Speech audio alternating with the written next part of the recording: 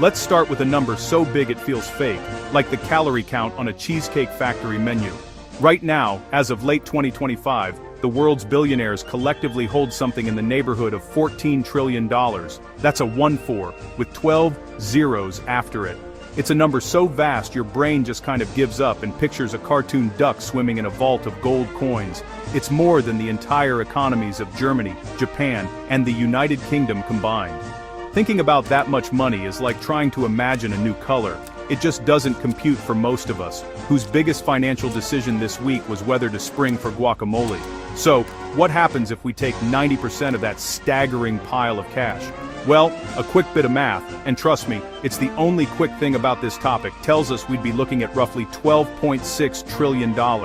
That's $12.6 trillion suddenly available for, well, anything. To put that into perspective, you could end extreme global poverty for over a decade with just a fraction of it. You could fund the entire United States federal budget for 2 years straight. This isn't just helping out. It's a sum of money so colossal, it could fundamentally reshape the entire planet. It's the kind of money that makes you say, wait, that's been sitting there this whole time? Now, it's important to remember that this isn't just cash sitting in a bank account. Oh no, that would be too simple.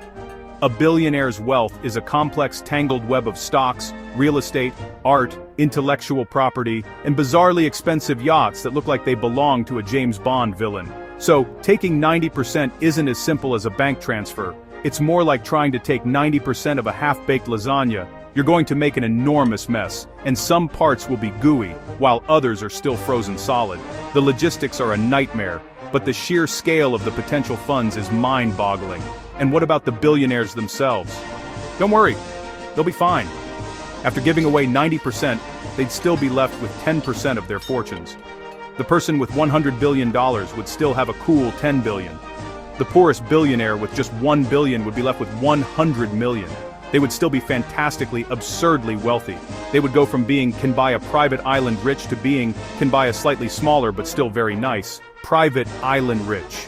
They would not be joining the rest of us in clipping coupons or debating whether to buy the name brand ketchup. So let's put the tiny violins away for them.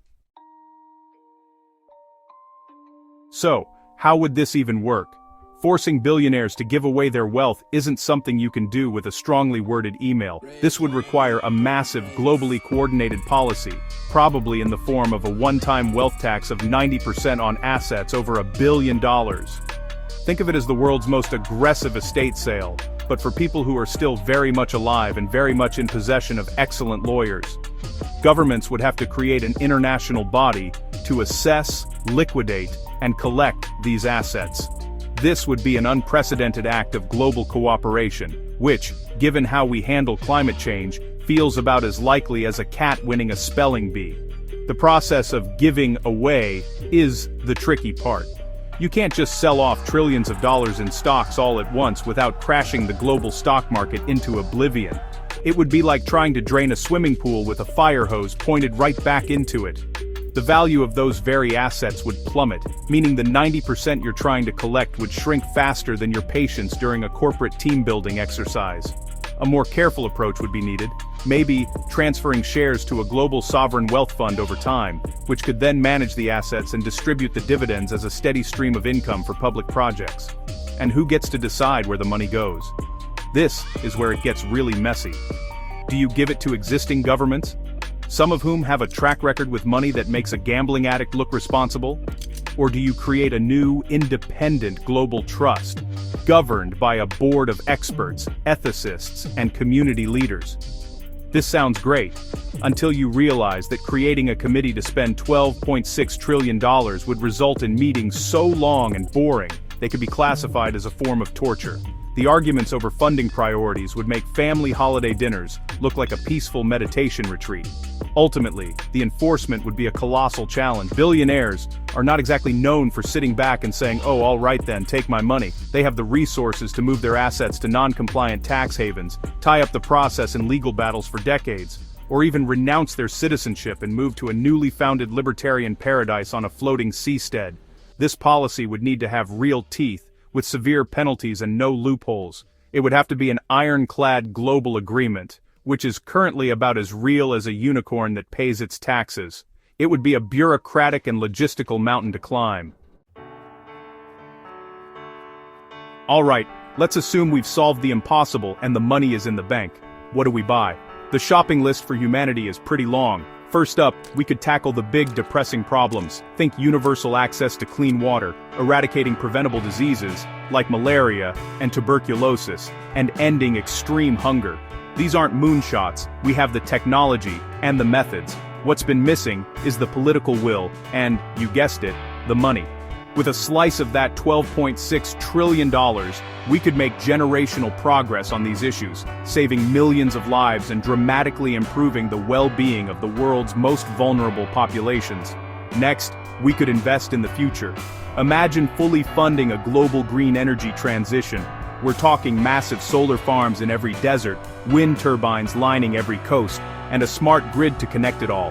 We could electrify public transport, invest in next-generation battery storage, and fund research into fusion energy, instead of our current approach, which is basically putting a recycling bin in an office and calling it a day. We could make a real, tangible strike against climate change. This money could also revolutionize education, ensuring every child on the planet has access to a quality school, well-paid teachers, and modern resources. Of course, there would be immediate tangible benefits for regular people in developed countries too.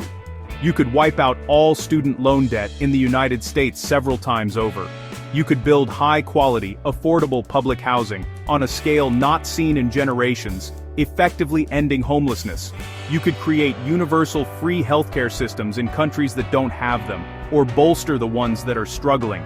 This isn't about charity, it's about public investment. It's about fixing the leaky pipes in our society that have been dripping for decades, causing problems that we've been told are just too expensive to fix. The economic stimulus would be enormous. All this spending on construction, manufacturing, healthcare, and education would create millions of jobs. It would be a demand-side injection of capital on a scale never seen before.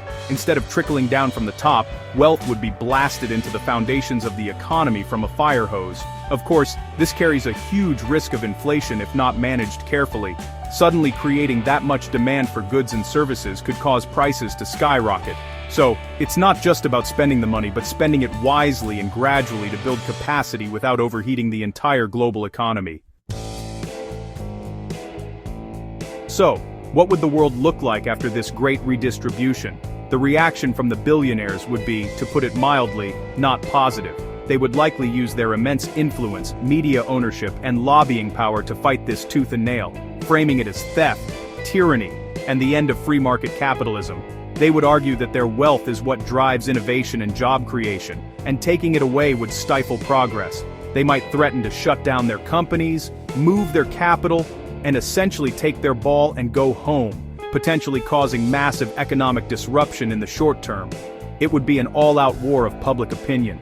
For regular people, the initial reaction would probably be overwhelming support. The idea of using that hoarded wealth to solve society's biggest problems is incredibly appealing. Seeing hospitals built, tuition fees abolished, and climate change addressed would feel like a monumental victory for the 99%. However, this could also lead to a dangerous sense of complacency, and if the promised benefits are slow to materialize due to bureaucratic inefficiency or economic turmoil, that public support could quickly turn to disillusionment and anger. The transition would be a rocky one, and the public's patience would be tested. The negative consequences are very real. A sudden liquidation of assets could indeed trigger a global recession. The fear of future wealth caps might disincentivize entrepreneurship and risk-taking. Why strive to build a multi-billion-dollar company if you know the government will eventually seize 90% of your success? This could lead to a brain drain of innovators and investors to the few corners of the world that refuse to participate. The entire engine of venture capital and high-risk, high-reward investment that has powered the tech industry, for instance, could grind to a halt, slowing the pace of technological advancement. In my opinion, could this actually work in real life? As a one-time shock and awe event, it's almost certainly a fantasy. The logistical, political, and economic hurdles are just too high, and the risks of catastrophic failure are immense. However, the core idea behind it, that the extreme concentration of wealth is a problem that needs a solution, is not a fantasy at all. Instead of a 90% cleaver, a more realistic approach would be a combination of progressive wealth taxes, higher inheritance taxes, and closing international tax loopholes. It may not provide a $12.6 trillion windfall overnight, but it could, over time, begin to rebalance the scales and fund the public good, without risking an economic apocalypse. It's less dramatic, but probably a lot smarter.